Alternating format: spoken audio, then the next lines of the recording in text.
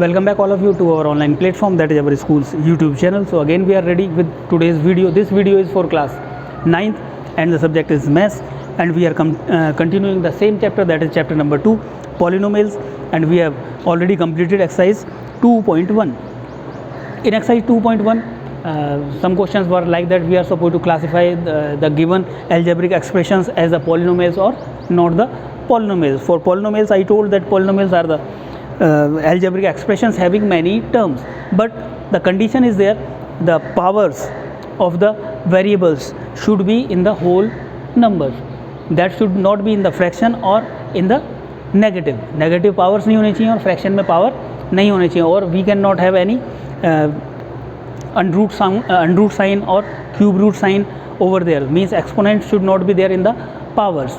If any algebraic expression is having many terms with positive numbers or positive whole numbers, then we can say that the given expression is a polynomial. At the same time I told you what is the degree of the polynomial. Degree of the polynomial is the highest power of the variable irrespective of the places. अब ऐसा नहीं है जैसे x raised to power 2 है plus x raised to power 3 है plus x raised to power 6 है, सो हम first वाले को ही देखेंगे. No, we are suppose to compare the powers, which one is more, 6 is more, so 6 will be the degree of that polynomial. At the same time I also told you how to classify the polynomial as the constant polynomial, linear polynomial, quadratic polynomial, cubic, biquadratic, or collectively the polynomial. If the degree is 0 means the variable is not there, there is only constant term. If I write that 365, so here x is not there, but I can include x, power will be 0. If 0 is there means that value x raised to power 0 will be 1, so we cannot say like that. But if the variable is not present there, if variable is not there, then we can say that that is also a polynomial, but that is constant polynomial. And if the degree of the variable is 1, then we can say that the polynomial is linear polynomial. If the degree is 2, then we will say that the polynomial is quadratic. If the degree is 3, then we will say that the polynomial is cubic. And if the degree is 4, we will say that the polynomial is biquadratic. If degree is 5, so there is no specific name for that kind of polynomial, we will collectively call them only the polynomials. Now we will discuss exercise 2.2 and question number 1. So the question number 1 is there, find the value of px, find the value of the polynomial which is given p of x, that is 5x minus 4x square plus 3. So first of all we should see whether it is a polynomial. Yes. Why? Because there are many terms and they are having the variables as well, so that is algebraic expression, so their degrees are positive whole numbers, so we can say that this is a polynomial. Now question is not that we are supposed to find whether this is the polynomial or not. The question is that we are supposed to find the value of the polynomial at,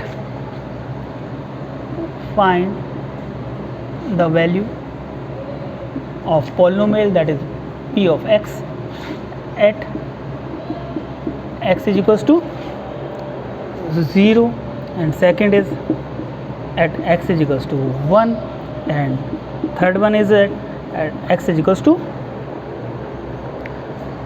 2, second one is x is equals to minus 1. So the value of px at x is equals to 0 will be p of 0, means जहाँ पे भी x था हमने वहाँ पे रख दिया 0, means इधर भी हम जहाँ पे भी x है वहाँ पे हम 0 रखेंगे, तो 5 into 0 minus 4 into 0 square plus 3, so here we will get 0 plus 0 plus 3, that is 3 is the answer. When x is equals to minus 1 means we are supposed to find p of minus 1, so we will write 5 into minus 1 minus 4 into minus 1 square plus 3, means जहाँ जहाँ भी x है here and here we are supposed to substitute the value which is given. X is equals to minus 1, so here we are supposed to write minus 1, here also minus 1, minus 1, minus 1. Now we are supposed to calculate. How to calculate?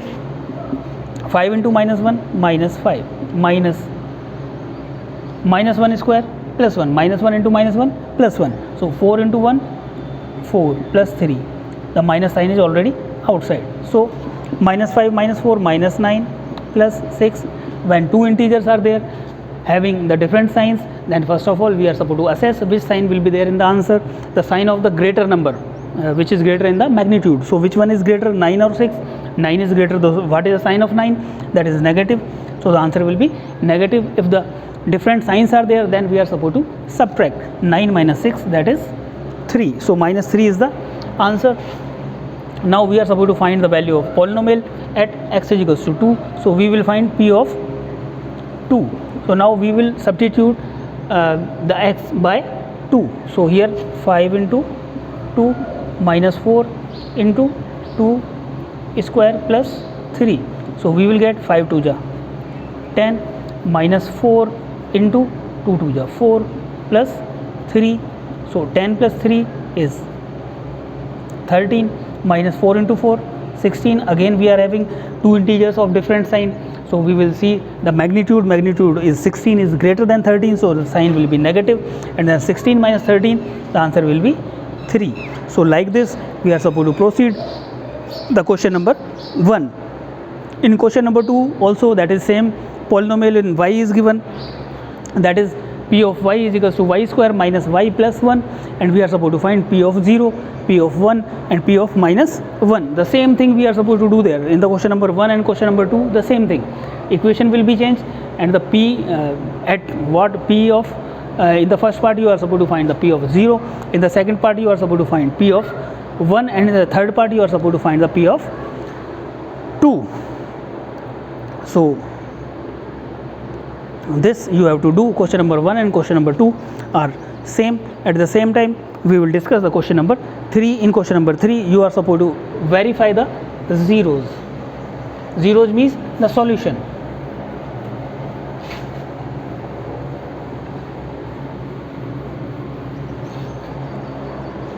Question number 3 is verify the zeros. For px is given, p of x is, that is 3x plus 1, and the 0 is given, that is minus 1 upon 3.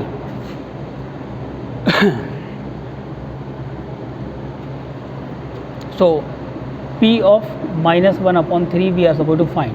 What is the value given? That we are supposed to substitute the value of x there. So p of x, in place of p of x we will find p of minus 1 upon 3.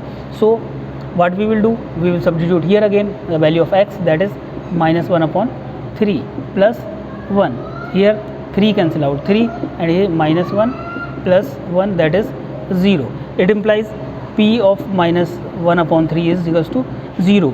If p of any value is 0, then we can say that minus 1 upon 3 is the 0 of the polynomial. If we have found this any number except 0, 1 2 3 or minus 1 minus 2 minus 3 or anything else except 0, then we would have said here that minus 1 upon 3 is not the 0 of the polynomial. So we got 0 here, so we will write that minus 1 upon 3 is the 0 of the polynomial. Like this we are supposed to check the remaining questions. And the next question is question number 4. In question number 4 we are supposed to find the zeros.